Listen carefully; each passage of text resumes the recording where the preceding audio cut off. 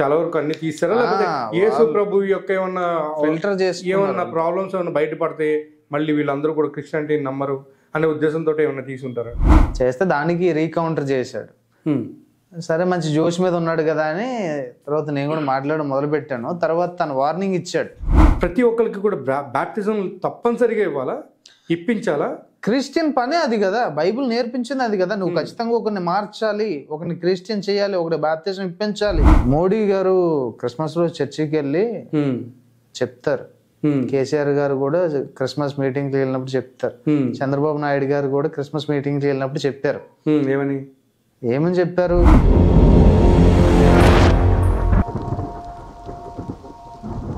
ఇలాగా యేసు దొంగ ఏడ్చాడు, చాలా మందిని మోసం చేశాడు, ఇవన్నీ పాపాలుగా మరి విజయప్రసాద్ రెడ్డికి ఎక్కడ కనిపించలేదేమో, నాకైతే తెలీదు.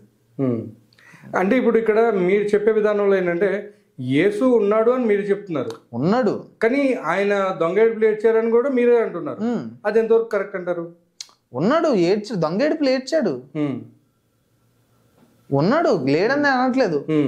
యాక్ట్ చేశాడు, ఏడ్చాడు, ఒక మంచి పేరు సంపాదించుకున్నాడు. లేకపోతే ఆ 12 మంది ఎందుకు ప్రపంచం అంతా తిరుగుతారు? ఇప్పుడు 12 మందిలో ఒక ఆయన తోమా అనే ఆయన ఇక్కడికి ఇండియాకి వచ్చాడు అంటాడు. ఇండియాకి వచ్చి ఇక్కడ చెన్నైలో వరుసలతో పొడిచి చంపడం, అది హిస్టరీ చెప్తారు. మరి వచ్చాడో లేదో ఐ డోంట్ నో, నాకు తెలీదు. బైబిల్ ట్రైనింగ్కి వెళ్ళారు కదా మీరు బైబిల్ ట్రైనింగ్ లో ఎప్పుడు ఎవరు చెప్పలేదా మీకు తోమా గురించి? తోమా గురించి వచ్చాడన్న హిస్టరీ ఉందని చెప్తున్నాను కదా. హిస్టరీ ఉంది, ఉన్న హిస్టరీ నిజమా కదా తెలియదు మనకి. హిస్టరీలో చాలా ఉంటాయి బ్రో, చాలా కథలు ఉంటాయి. అన్ని నిజాలు ఉంటారా? అన్ని నిజాలు అవ్వవు కదా, కొన్ని ఉంటాయి. సరే, నేను మిమ్మల్ని మాట అడుగుతాను. మీరు బైబిల్ ట్రైనింగ్ చేశారు కాబట్టి నాకు ఈ ఆన్సర్ చెప్పడం కనుక్కుంటాను. జీసస్ క్రైస్ట్ భూమి మీద 12 సంవత్సరాల వరకు కనిపిస్తాడు. మళ్ళీ బైబిల్లో అయితే 33.5 సంవత్సరాలు ఉన్నారు. కానీ మధ్యలో 12 సంవత్సరాల నుంచి 30 సంవత్సరాలు మిస్సింగ్. ఆ మిగిలిన 18 సంవత్సరాలు ఆయన ఏం చేశారు? ఎక్కడ కనిపించదు.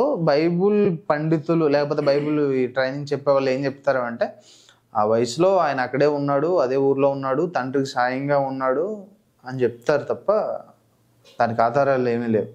ఎక్కడికి వెళ్ళాడు, ఏమైపోయాడు అన్న వాటికి ఆధారాలు లేవు.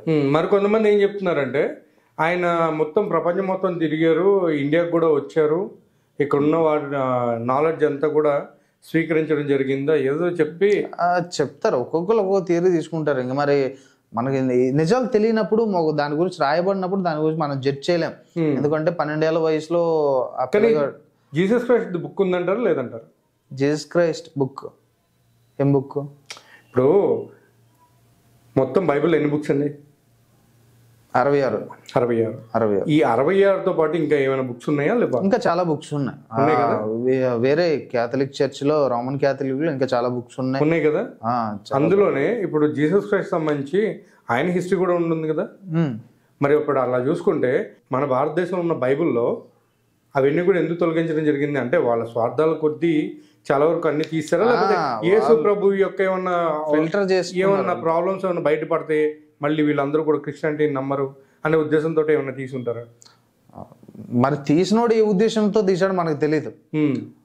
ఇది తీసి చాలా సంవత్సరాలు అవుతుంది, ఎప్పుడో తీసేశారు. చాలా బుక్స్ ఫిల్టర్ చేసుకుంటూ ఏది కరెక్ట్ కాదు అని ఒక్కొక్క దాన్ని ఫిల్టర్ చేసుకుంటూ 66 తీసుకున్నారు.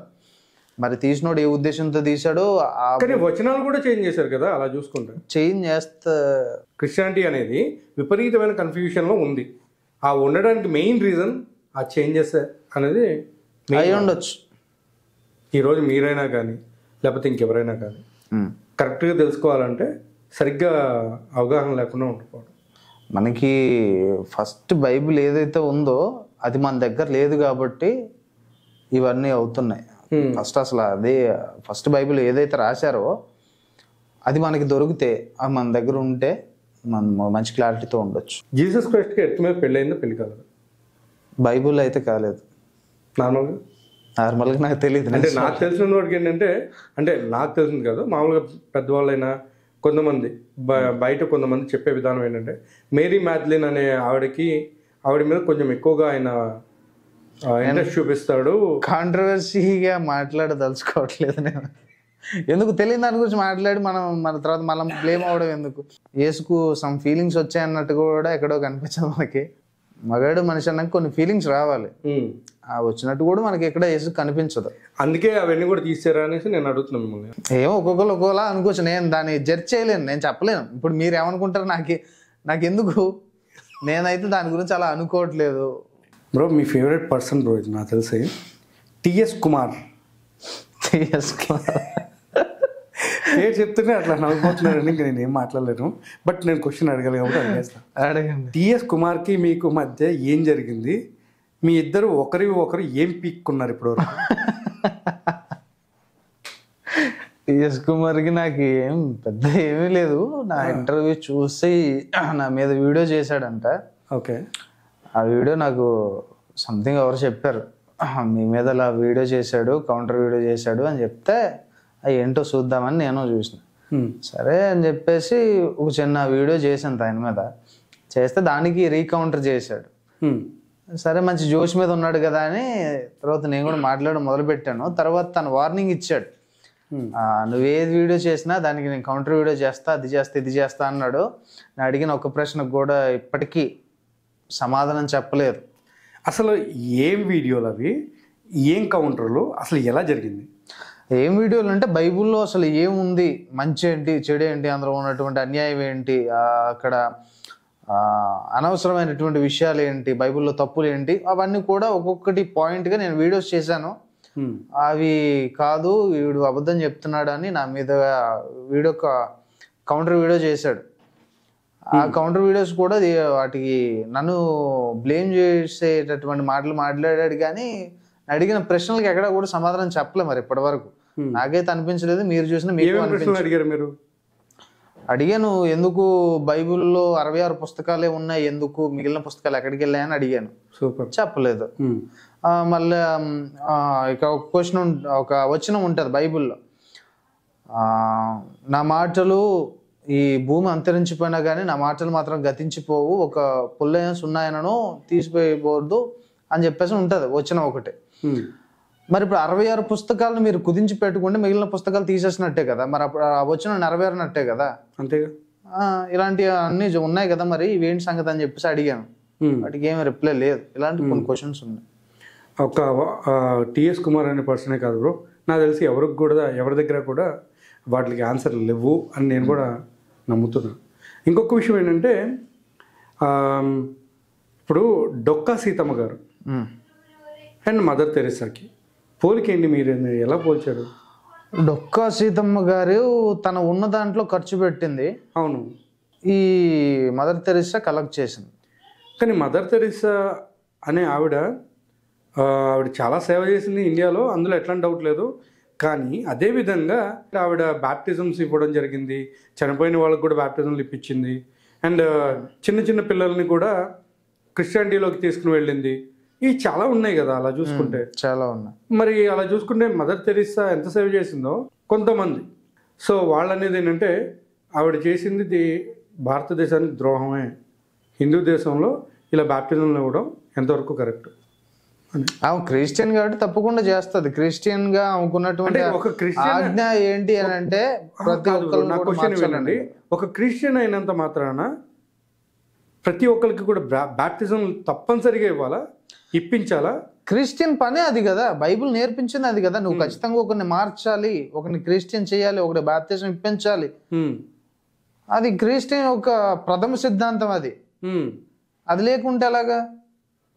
అంటే ఇప్పుడు ఆవిడ మార్చిన ప్రతి సేవ చెయ్యాలి, అండ్ సేవ కంటే ముందు నువ్వు మార్చాలి, ఒక మనిషిని మార్చాలి. అది బైబిల్ చెప్తుంది. అందులో ఆమె తప్పే ఉంది? తప్పే ఉంది. బైబిల్ నా గుడ్డిగా ఫాలో అవుతుంది కాబట్టి ఖచ్చితంగా మారుస్తుంది. మీరు చెప్పేది ఎట్లా ఉందంటే ఎట్లయినా సరే నువ్వు ఎన్ని సేవలైనా చెయ్యి, కానీ ఒక మనిషిని మాత్రం ముంచాల్సిందే, లేపాల్సిందే. అంతే కదా. మరి బైబిల్ నేర్పించింది అది. నువ్వు ఖచ్చితంగా ఒకటికి సువార్త చెప్పాలి, మనం మార్చాలి. కొందరిని అగ్నిలో నుంచి లాగినట్టుగా నువ్వు లాగాలనంట. ఏదైనా చేయని, ఎట్టి విధము చేతనైనాను అని ఉంటది బైబిల్లో.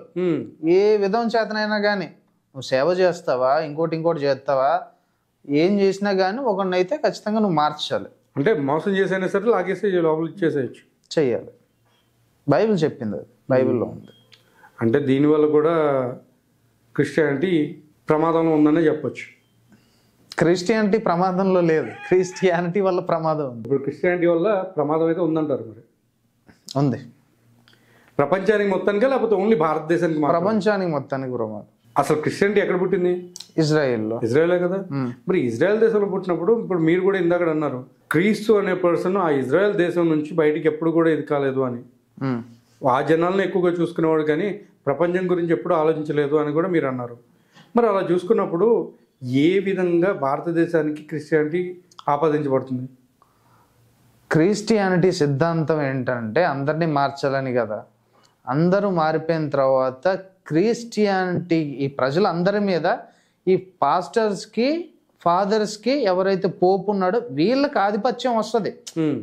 మన మంత్రులు, ముఖ్యమంత్రులు వీళ్ళకి కాదు. అంటే పోపు లాంటి వాడే భారతదేశం పుట్టాలి, అందులో అక్కడ రాముడు కృష్ణుడు పుట్టినటువంటి దేశం అది, నాకు మళ్ళీ ఇంకో జన్మ ఉంటే నేను భారతదేశంలోనే పుట్టాలి అని చెప్పాడు అనేసి ఒక మాట కూడా ఉంది. పోపే చెప్పాడు ఆ మాట కూడా. మన మోడీ గారు క్రిస్మస్ రోజు చర్చికి వెళ్ళి చెప్తారు. కేసీఆర్ గారు కూడా క్రిస్మస్ మీటింగ్కి వెళ్ళినప్పుడు చెప్తారు. చంద్రబాబు నాయుడు గారు కూడా క్రిస్మస్ మీటింగ్కి వెళ్ళినప్పుడు చెప్పారు. ఏమని చెప్పారు? క్రీస్తుని పాటించండి, ఆయన మాటల్ని మీరు అనుసరించండి, అవి ఉత్తమమైనటువంటి మాటలు అని ఒక సందర్భాన్ని బట్టి వెళ్ళినప్పుడు ఖచ్చితంగా మాట్లాడతారు. అంటే మోడీ చెప్పారు ఆ మాట.